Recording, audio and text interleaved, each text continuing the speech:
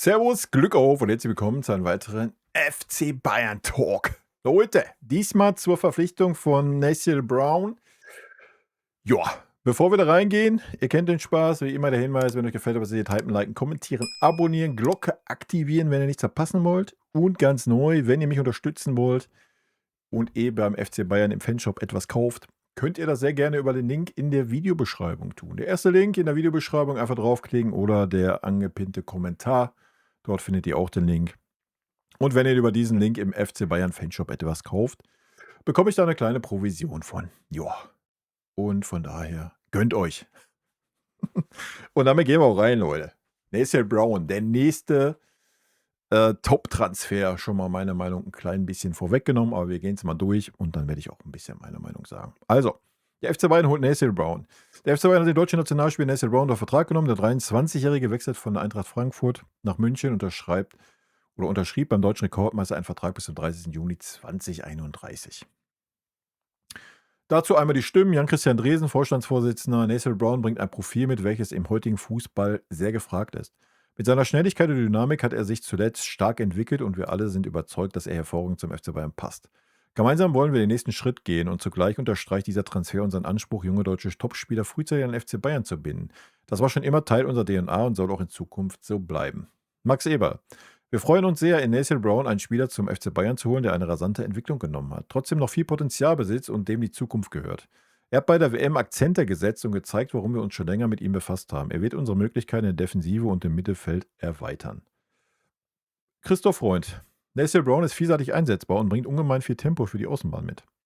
Mit seinen 23 Jahren hat er sich bereits zu einem Topspieler entwickelt. Alles, was ich bei der WM gesehen habe, kann ich dem nur zustimmen. Und er wird sich noch steigern. Wir freuen uns auf einen Nathan, der hier beim FC Bayern weiter wachsen wird. Nathan Brown selber, der FC Bayern gehört zu den besten Vereinen der Welt. Die Chance für diesen Club zu spielen bedeutet mir unglaublich viel und erfüllt mich mit Stolz. Zudem komme ich aus Bayern, was es noch spezieller macht. Ich habe immer davon geträumt, auf höchstem Niveau um die größten Titel zu spielen, setze mir die höchsten Ziele und möchte jeden Tag das Maximum aus mir herausholen. Bei den Gesprächen mit den Verantwortlichen hatte ich schnell ein super Gefühl. Vor allem Vincent Kompany hat mir gezeigt, wie er mich und meine Entwicklung sieht und mich absolut überzeugt. Wichtiger Satz, gehen wir gleich noch drauf ein. Der im bayerischen Amberg geborene Nathan Brown kam über Jan Regensburg zum 1. FC Nürnberg, bei dem er 2022 seinen ersten Profivertrag unterschrieb. Ab der Saison 24-25 spielte er für Eintracht Frankfurt. Beim hessischen Traditionsclub wurde er in 75 Pflichtspielen eingesetzt. 7 Tore, 13 Vorlagen. Für einen Außenverteidiger nicht so schlecht. In der deutschen Nationalmannschaft gab er nach 14 Spielen für die U21-Junioren im Oktober 25 sein Debüt. Aktuell steht er im DFB-Dress bei 8 Einsätzen. Beim 7:1 zum WM-Auftakt gegen Curaçao feierte er seinen ersten Treffer für das deutsche Team. Joa. Gehen wir es hier nochmal durch. Wird es nochmal ein bisschen spezieller. Nathan Brown, genannt Nene, wird ab der kommenden Saison das Trikot des FC Bayern tragen. Der pfeilschnelle Außenverteidiger wechselt von Eintracht Frankfurt zum deutschen Rekordmeister. Wir stellen den Neuzugang vor. Nach dem deutschen Auftaktmatch gegen Curaçao 7:1 bei der Weltmeisterschaft kam Nathan Brown gar nicht mehr aus dem Grinsen heraus. Es ist einfach unglaublich, sagte der Außenverteidiger, erstes WM-Spiel und direkt ein Tor und eine Vorlage. Ich glaube, besser geht's nicht. Gut ein halbes Jahr nach seinem Debüt in der deutschen Nationalmannschaft fand sich der 23-Jährige plötzlich auf der großen Bühne Weltmeisterschaft wieder und war damit endgültig im Sichtfeld der deutschen Fußballfans gelandet. Auch wenn das deutsche WM-Abenteuer Nordamerika mit dem Aus im 16. Finale letztlich alles andere als erhofft lief, werden die Auftritte des jungen Außenverteidigers gute Erinnerung bleiben. Yes. Bei seinen Tempoläufen und gefährlichen Standards war Brown ein Lichtblick in der DFB 11. Vom Bundesliga-Shootingstar zum WM-Starter setzte der gebürtige Amberger damit seinen rasanten Aufstieg weiter fort, der nun mit dem Wechsel zum FC Bayern auch für Vereinsebene ein neues Kapitel schreibt und auch beim Neustart der DFB 11 nach dem Sommer eine tragende Säule werden wird. Ja, aber nicht nur das, er ist halt einfach auch defensiv stark. Ja, ein Alphonso Davies ist auch schnell. Hat auch ein ordentliches Dribbling, nenne ich es mal. Aber der Mann ist halt defensiv stark. Auch zusätzlich. Ja. Das ist halt ein Riesenunterschied. Aber kommen wir gleich ein bisschen zu. Meine erste Weltmeisterschaft war ein besonderes Erlebnis für mich, leider positiv wie negativ. Es ist eine riesengroße Ehre, Deutschland bei so einem Turnier vertreten, bla bla bla. Okay, das interessiert uns nicht wirklich. Seit dem Sommer 2024 ist Nathan Brown in der Bundesliga aktiv und brachte es dort für Eintracht Frankfurt auf 7 Tore und 10 Assists in 59 Bundesligaspielen. Diese Ausbeute, die auch so manchen nominellen Angreifer im deutschen Oberhaus gut zu Gesicht stehen würde, verdankt der gelernte Abwehrspieler auch seiner Vielseitigkeit. Neben der linken und teilweise auch rechten Außenverteidigerposition wurde Brown häufig offensiv auf dem Flügel eingesetzt.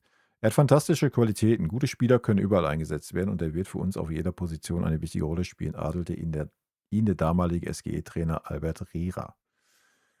In der für Frankfurt am Ende nur durchwachsene Saison war Nathan Brown ein Lichtblick und absolute Stammkraft. 4 Tore und 4 Assists gelangen Brown in 33 Bundesligaspielen. Dazu kamen noch 2 weitere Vorlagen in seiner ersten Champions-League-Saison, in der er in allen 8 Partien der Hessen zum Einsatz kam. Kein Wunder also, dass er bei der Wahl unter den Eintracht-Fans mit 51% der Stimmen zum Spieler der Saison gewählt wurde. Brown ist technisch versiert und taktisch geschult. Herausragend ist aber die enorme Geschwindigkeit des Youngstars. Ich komme über meine Schnelligkeit. Ich will nach vorne spielen, offensiv denken, erklärte er bei seiner Vorstellung in Frankfurt. In der vergangenen Saison wurde er mit 35,8 km/h in der Bundesliga geblitzt und schraubte damit nur haarscharf an der Top 10 der schnellsten Spieler im Wettbewerb vorbei. Insbesondere im Umschaltspiel machen Browns Geschwindigkeitsvorteile oft den Unterschied. Er kann seinen Gegenspieler mit seinen schnellen Antritten davonziehen oder aber in der Defensive die entscheidenden Meter im Sprintduell abnehmen. Zu spüren bekam das in dieser Saison unter anderem Spaniens Superstar Lamine Yamal im Königsklassenduell im Dezember. Trotz Barca's 2:1-Sieg verließ der Offensivspieler den Platz bei seiner Auswechslung in der 89. Minute deutlich angesäuert, nachdem er sich zuvor auf Browns Abwehrseite aufgerieben hatte. Seine Leistung an diesem Abend war okay, glaube ich, meinte Nathan Brown danach verschmitzt.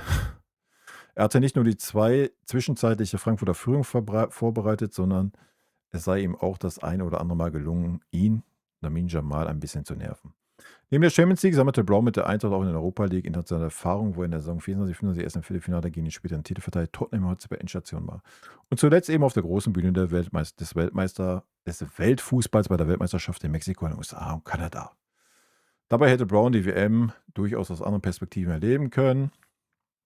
Als Sohn eines US-Amerikaners wäre der Senkrechtstarter auch für den Kokasgeber spielberechtigt gewesen, entschied sich aber für Deutschland. Ich wurde hier geboren und habe auch für die U21 gespielt, begründete er seine Entscheidung.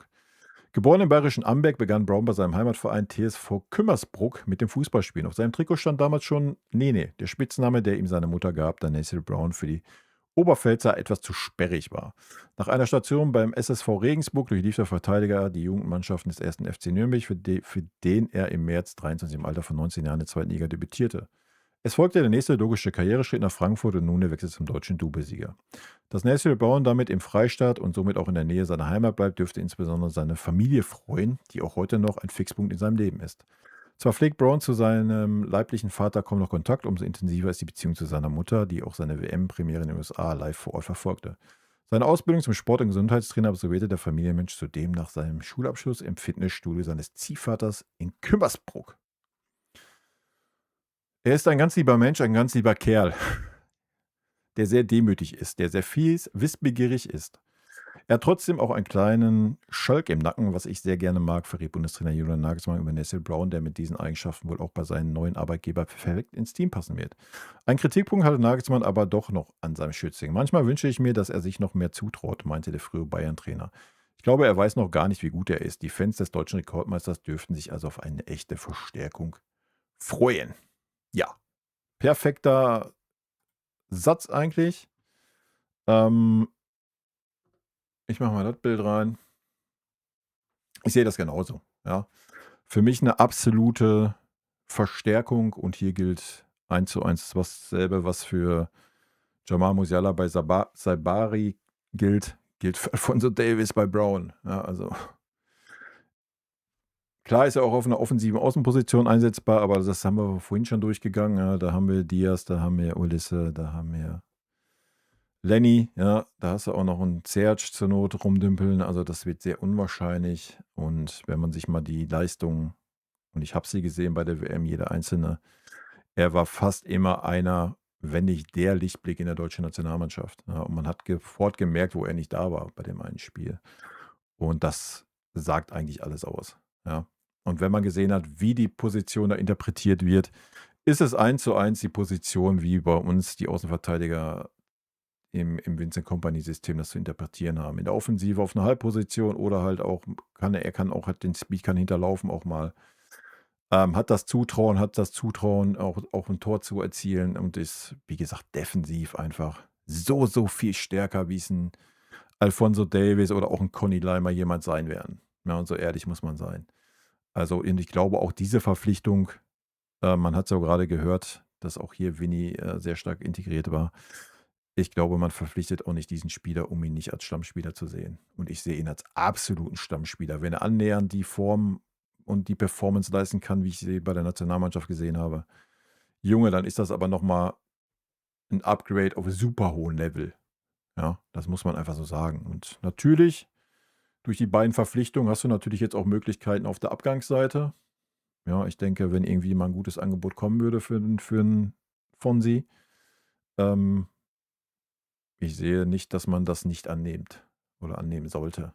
Ja, ich sehe keine Spielzeit für Alphonso Davies in der kommenden Saison. Sage ich euch, wie's ist. Ja. Also, wenn ich von keiner Spielzeit rede, meine ich natürlich Stammspieler, ja. Natürlich wird er 'n bisschen Spielzeit kriegen, so à la Goretzka-mäßig und so weiter. Logisch, aber Stammspieler, ne, sehe ich gar nicht. Selbst 'n Alphonso Davies in seiner besten Form, die er beim FC Bayern jemals hatte als Außenverteidiger, ähm, war immer noch schlechter als das, was ich von Nathan Brown bei der WM gesehen habe. Also, über was diskutieren wir? Ja, schneller ist er auch nicht, ja, wenn's um die weil ja viele immer um den Speed reden. Alphonso Davies ist auch nicht schneller. Ähm Es wird schwer für Fonsi, verdammt schwer, ja, das muss man so klar sagen. Und absoluter Top-Transfer. Ja, auch da stehen 50 plus 5 im Raum, ähnlich wie bei Sabari. Das sind 2 herausragende Transfers, ja, die aus meiner Warte wie Arsch auf Eimer in diese Mannschaft passen, ja. Sowohl charakterlich, alles, was ich so bisher mitgekriegt habe und gesehen habe, sportlich sowieso und ich glaube auch 110% in Vincent Kompanys System, ja. Und wenn wir Schwachstellen hatten in der letzten Saison, waren's auf jeden Fall unsere Außenverteidigung, ja. Natürlich haben wir immer noch die Schwachstelle defensives Mittelfeld, aber darüber geht's jetzt hier grade nicht sondern geht um diese beiden Neuverpflichtungen und ich bin absolut zu 110% von diesem Spieler überzeugt. Der wird uns richtig gut tun und der wird noch mal 'n Step machen bei uns, da bin ich mir auch sicher. In dem Umfeld, in dieser Klasse, die bei uns im Kader herrscht, auch mit der Art, wie wir Fußball spielen, passt der perfekt meiner Meinung nach und ich freue mich riesig auf ihn, ja. Ich denke, es ist 'n sehr, sehr guter Transfer und auch hier Lob und Anerkennung, wer immer daran beteiligt war, Max Eberl, Christoph Freund, den Transfer auch so früh fix zu machen, ja. Weil auch da, wenn man da nicht schon vorher klar gewesen wäre vor der WM, ich denke, auch die Leistungen hätten den einen oder anderen